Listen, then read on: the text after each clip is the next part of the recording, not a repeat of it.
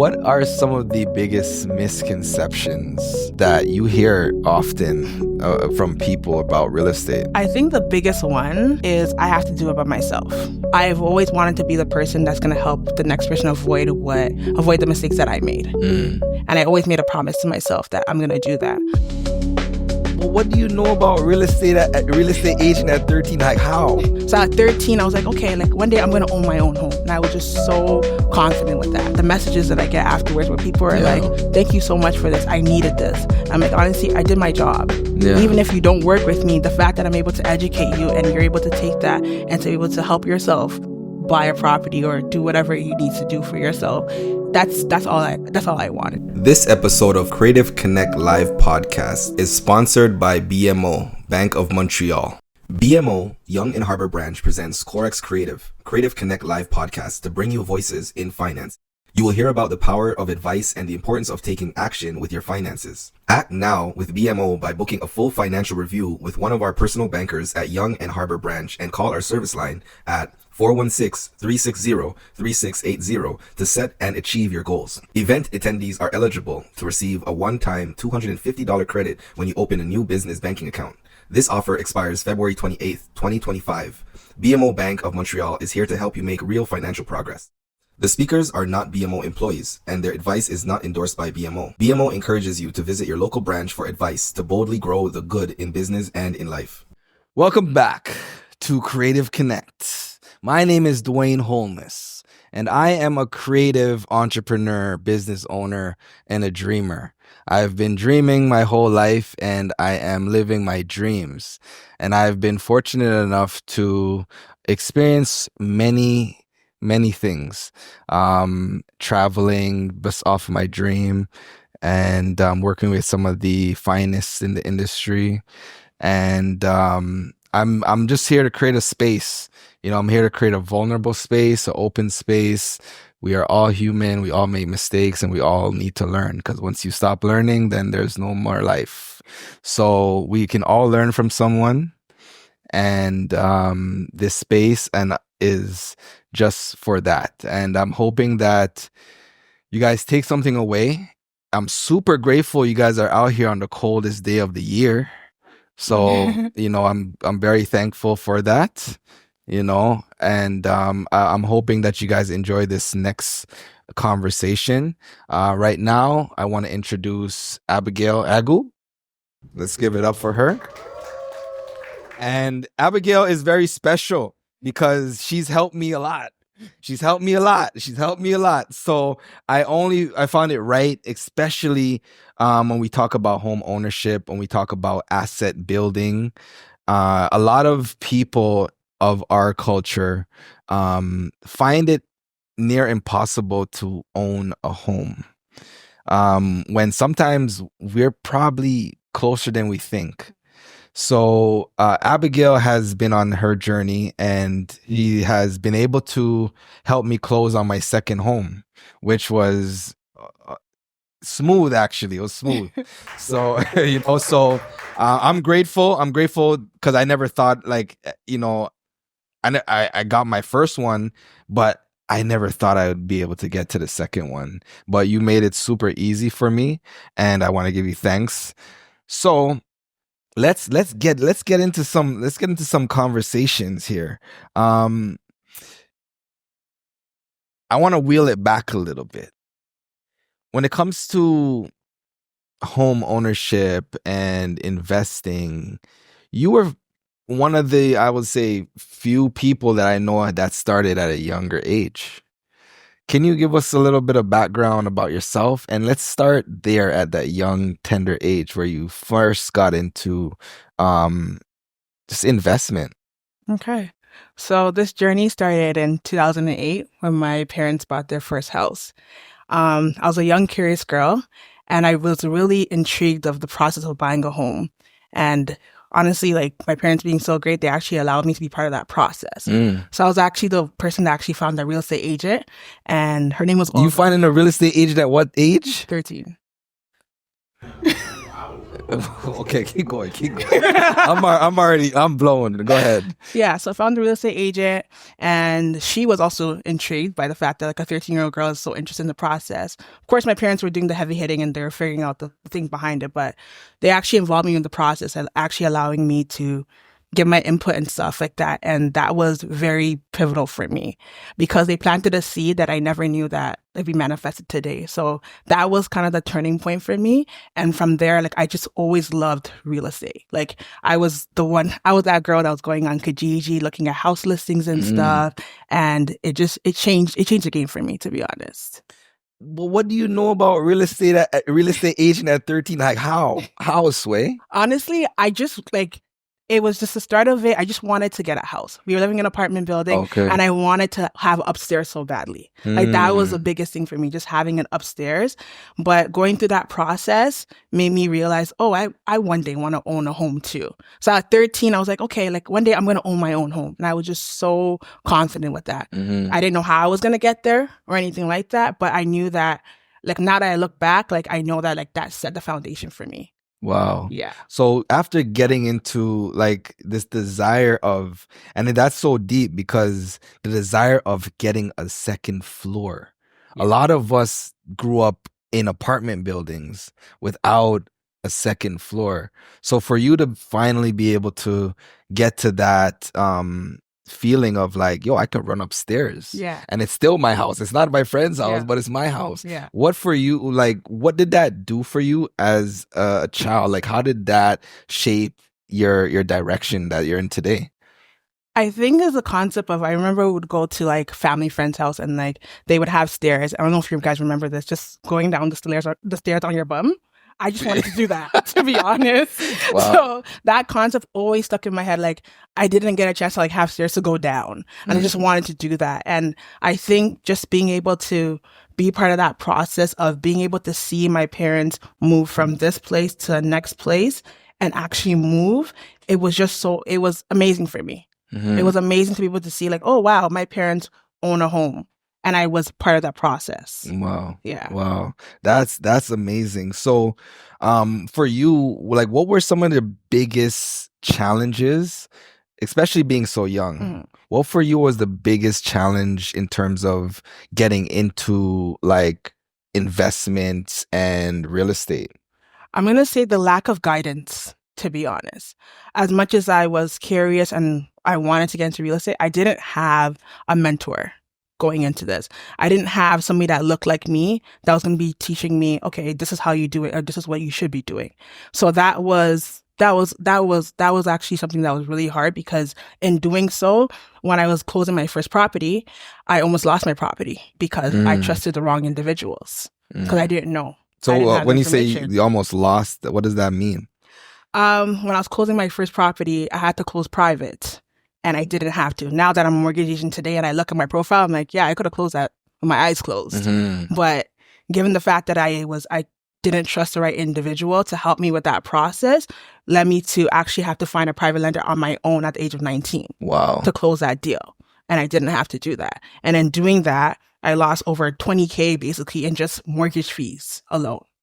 Damn. Yeah. So that was a big moment for me. Yeah. So like, getting into that now in terms of like, how do a lot of people, because I know a friend that also like even just recently he lost a lot of money because he wasn't able to close. How important is it for like you to understand the market? Because we want to own stuff, but we don't understand it. So how do you get that knowledge, or how do you know where to go? You have to educate yourself, honestly speaking. Like, educate yourself and get yourself in the right rooms. I think for me, after going through that process, I learned that like I need to make sure I'm aligning myself with the right people and being in rooms that even with people that didn't look like me, but just going there to educate myself was the key thing for myself. And I remember saying to myself is that my goal is to be the person that I wish I had during that time. Yeah. And this is why I love educating people today about finance and home ownership, because like I wish I had a me in my life those times. So what are some, for someone that is looking to get into like real estate investments, what are some practical tips that you can provide someone to at least move the needle forward an inch? First things first, I would say is it's about understanding your situation. No two situations are alike, because I always have clients come to me and they'll be like, oh, my friend had this situation. Oh, my friend lost their property. I don't want to buy property because of what happened with them. But what happened with them is their story. Your story can be completely different. Your profile is completely different. So don't ever look at somebody's situation and think that, okay, it's going to be exactly how your situation is going to be, because it may not be like that. That's number one thing. It's just because a lot of people that scares a lot of people from even moving forward. Oh, absolutely. I hear stories where people tell me that my parents bought a home in the 90s and it went left, so they will never buy a home today. It's that. It's the fear. And I always tell people we have to move our mindset from that. If something happened to somebody back in the day, it doesn't mean it's going to happen to you. Number one. Number two is we have to start saving and understanding where you're at in terms of your savings, your budgets and whatnot, how much you're spending on a daily, and also understanding that some people think that you need to put 20% down. You don't. Yeah. I think there's a lot of misconceptions when it comes to actually buying a property, and it just takes you asking the right questions and being in rooms like this where you're talking to people that can give you that information. And when they give you the right information, you take that information and you deal with it. Yeah. I feel like that's big because, even my mom, I'll talk in the journey with my mom. My mom came to Canada and it was just me and her. And she wanted a better life for us. So she worked and worked and worked, eventually got her first property. But then she made little wrong moves where she ended up losing the property, and it set us back 10 years. And it really discouraged her, which also made it hard for me. Yo, this is what home ownership is about. You can lose it all. You know what I'm saying? Off of one thing. But even when as first generations, it's just we come here to have a better life, but then we get set back because we lack the information. And it becomes, so for me, instead of getting discouraged, it actually motivated me to get my mom out of the situation that she got herself in, which puts a lot of pressure on us as young people as well, right? Because now our generation is kind of the ones cleaning up the mess for our parents trying their best. Yeah. So it's very important for the knowledge. And ever since I've learned, because when I got my first property, I just the 20% thing, I thought you needed a lot of money. Yeah, a lot of people think that. I thought you needed a lot of money. And my first property, I think I put down $50,000. And I was I thought I needed 500. Yeah. So the misconception that we have, and I don't know if it's just in our culture, in our environment, but we just don't have access to that information. For you, what made it so important for you to go out on this journey and start sharing that knowledge, and even just being in the financial industry to help other people, because you've already helped yourself from a young age? Why is it important for you now to extend that olive branch? I think it's just looking back at my journey and a lot of the mistakes that I made. I don't regret them because it taught me a lot in the process. I've always wanted to be the person that's going to help the next person avoid the mistakes that I made. And I always made a promise to myself that I'm going to do that. And why that is that after I bought my property at 19, I was literally in rooms with people that did not look like me. I was in rooms with older white men, older Indian men, and they were educating each other on the process and whatnot. And they would always look at me like, what is this little black girl doing over here, to be honest? But it wasn't until there was one particular guy, and he actually took me serious. If we don't look alike or anything like that, but he was a mentor to me, and he took the time to actually educate me and take in my situation and help me out throughout the journey. And in him doing that, I said to myself, you know what?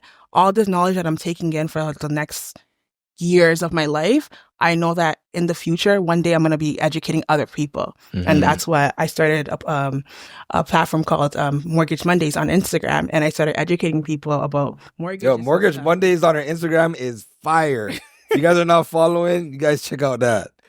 So when I started that, it opened the door for me where it's like I was able to help people that I never thought I would be able to help. And I really just wanted to do it for me and my family, my friends.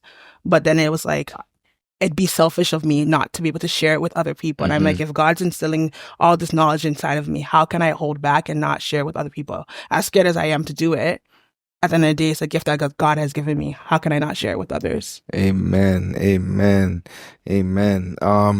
So on this journey, in terms of using home ownership as, let's say, an investment vehicle, they say 90% of millionaires are built through real estate. How does someone find comfort in that? Because even just coming up with $50,000 to get their first property is hard. We already just talked about saving. What advice would you give someone that doesn't have that money right now to even just get started in getting a first home? How can they start if they don't have the money? I would say this. So I remember in high school, I was coming home from school one day, and I remember seeing my neighbor's house was for sale, basically. And me being Abby at the time, I went home to go research to see how much that house was listed for. So I went online and I researched, and I realized that the house was selling for $100,000 more than my parents just bought their house. And that was about 4 years later. Yeah. So in my head, I'm like, how can this house go from this to this, no renovations or anything, in 4 years and doing nothing? And I was confused because in my head, if you're buying anything that you buy, as time goes on, it's going to depreciate. Like if you buy a car, the next year, the car is going to go down in value. So why is that buying a house the next year is appreciating? And that's where the concept of appreciation came to my mind. And in doing so, I realized, oh, wow, buying real estate can actually help you build wealth, because my neighbors didn't do anything. They just had their house there. And as time went on, the house appreciated.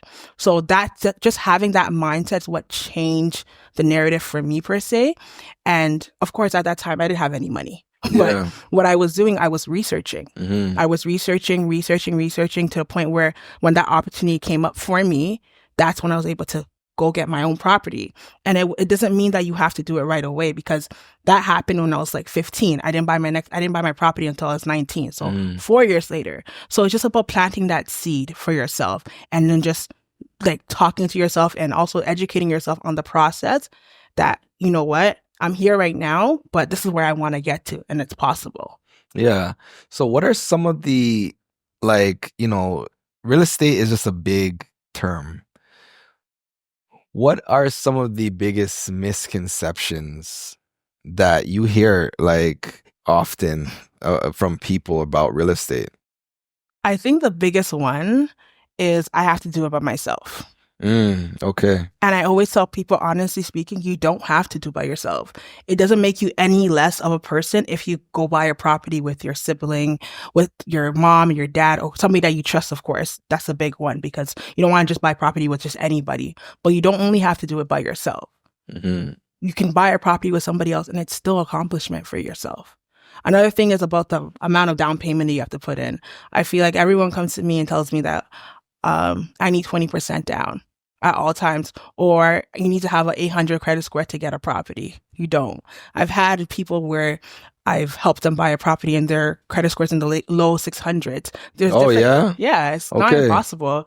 There's different banks and stuff like that can help you get that going for yourself. Right. And also remembering, if you're one of the borrowers, there's other borrowers on there as well too. So you guys can strengthen the application as a whole together.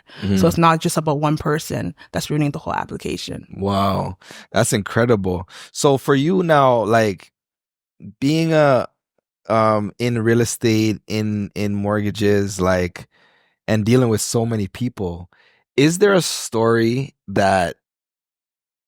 is there a client that you've helped that you're that made you so proud of yourself? Like, is there something that you remember that like, yo, this one is a little tricky, but we got it done?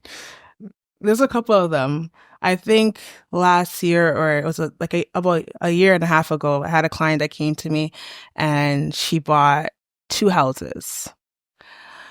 Unfortunately, she was guided by a wrong professional and kind of put her in a situation that she wasn't ready for, and she didn't know what she was going to do at all. And to be honest, when I heard the situation, I looked at them like, this is a hard one. I spoke to some of my colleagues and they told me, drop this. It's not worth it. And that for me was a motivator. I said, you're saying drop it, but it seems like I need to help this person. Wow. And honestly speaking, it was a challenging situation, really challenging, but we closed 2 properties. Wow.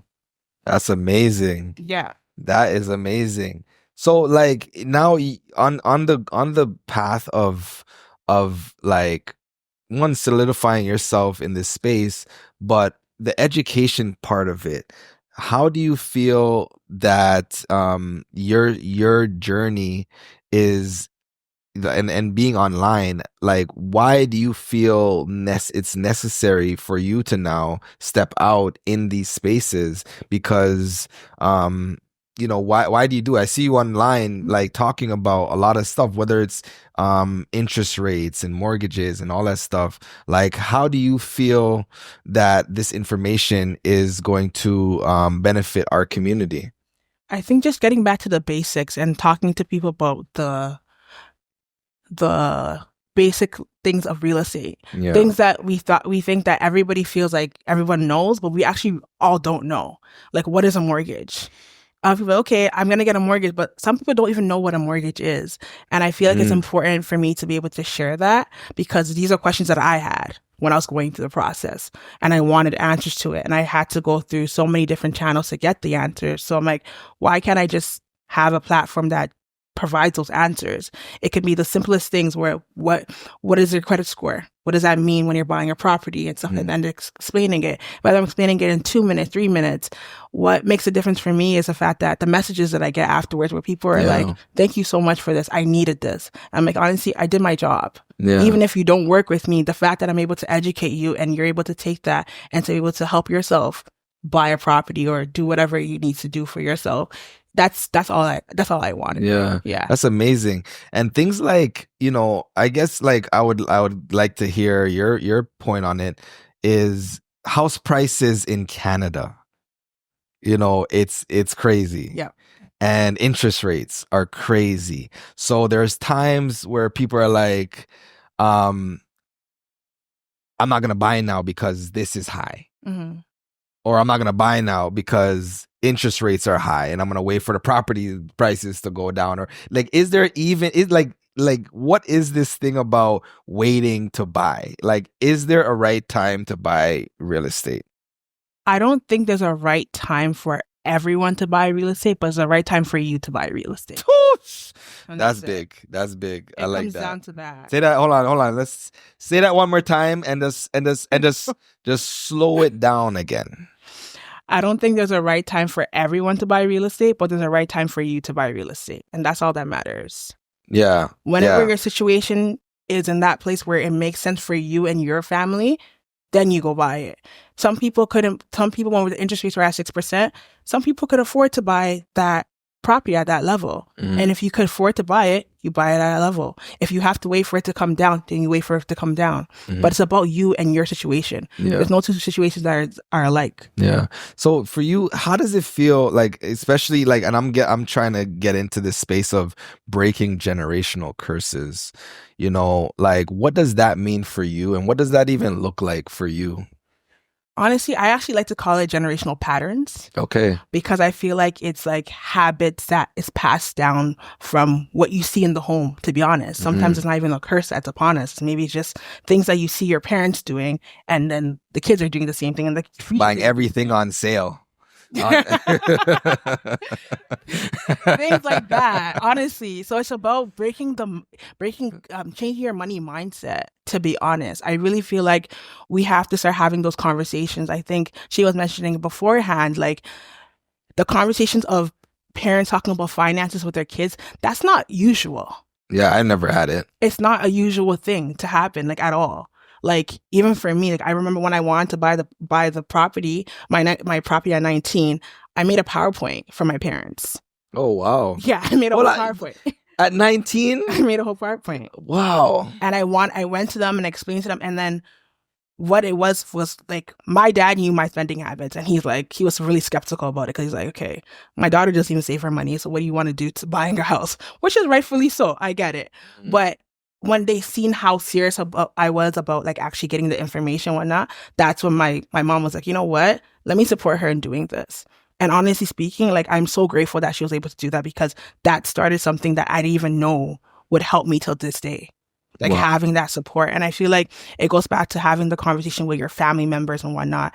And, like, even today, like, as a young adult right now, like, the thought of talking to your parents about a will and death and all that stuff, it's scary, especially in our own community. Like, it's a taboo. Like, we don't like talking about that stuff, but it's important to talk about it. It's scary because it's like, okay, why are we talking about that? Mm-hmm. But at the same time, we do need to talk about these conversations, have these hard conversations. And I feel like once we're able to talk about these stuff in terms of, like, understanding that finance is not just an adult thing, and we're breaking that understanding, like, no, your children should understand what's happening in the household too. Yeah. That's when things will start changing for us. Wow. I think that's very important. And a lot of the things too, like, I guess speaking on that too, in terms of, let's talk about property and appreciation and taking equity. I feel like a lot of our even just family, like, you know, our parents, they get a house and they just want to pay it down and just pay it off, and don't understand that there's also opportunity to leverage the equity that's in the house.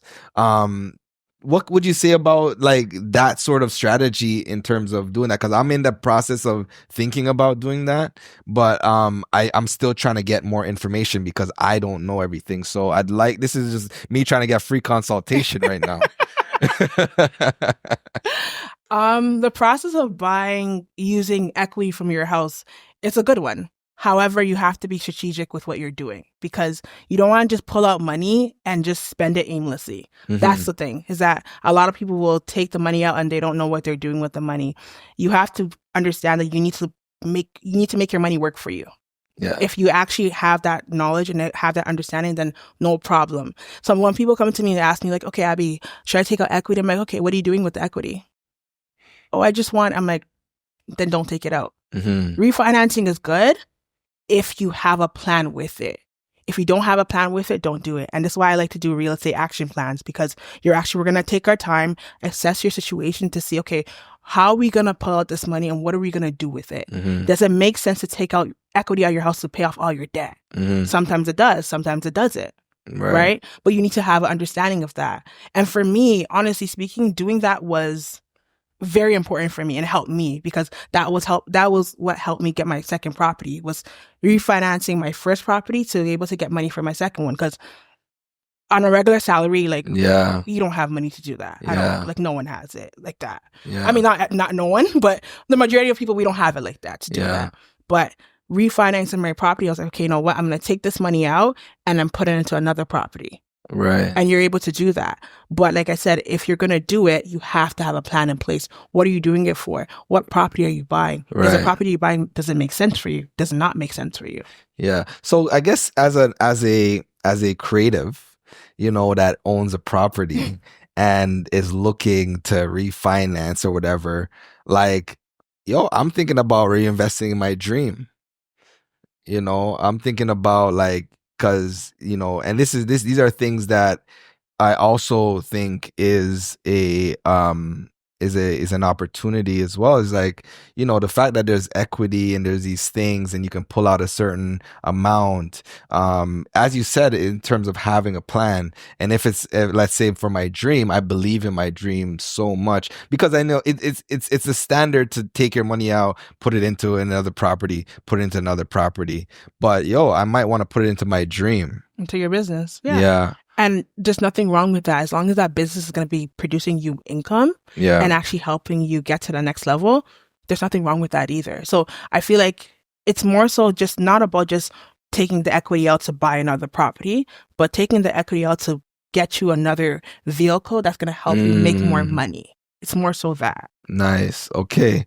I love that. So final question is, how do you I can ask you what we tell your 16-year-old self, but your 13-year-old self already was talking to real estate agents. So what would you tell your 6-year-old self? Oh my God. Honestly, even still my 13-year-old self, I'll tell my 13-year-old self that keep asking those questions and keep entering those rooms that you didn't think you deserved to be in. And that's it. Simple. I love that. Ladies and gentlemen, Abi Adu. This episode of Creative Connect Live podcast is sponsored by BMO, Bank of Montreal.